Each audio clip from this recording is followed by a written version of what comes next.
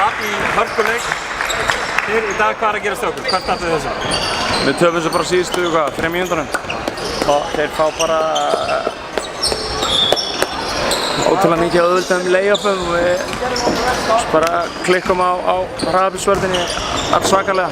Þeir eru að skora bara okkur, skora ykkur þannig að 3 bara opin lay-up í röð eftir víti og þar, á þeim tíma voru þeir bara miklu vandræði með að skora áður en það gerist og svona brutaði múrinn og þá voru við fattin elta og síðan var bara munurinn kannski stærri endan heldur en leikurinn var svona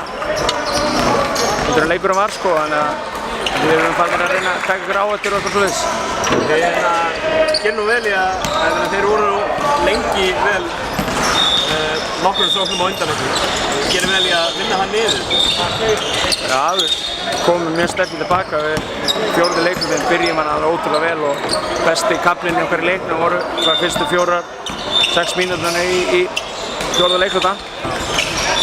En því miður það bara náðu ekki að klára leiklutan eins og við gerðum í gær. Sviðarnir á morgun, hvað líst þér á þá?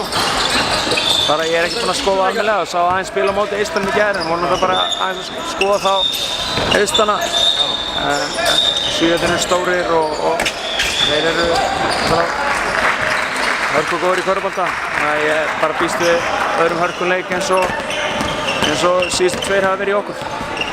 Takk.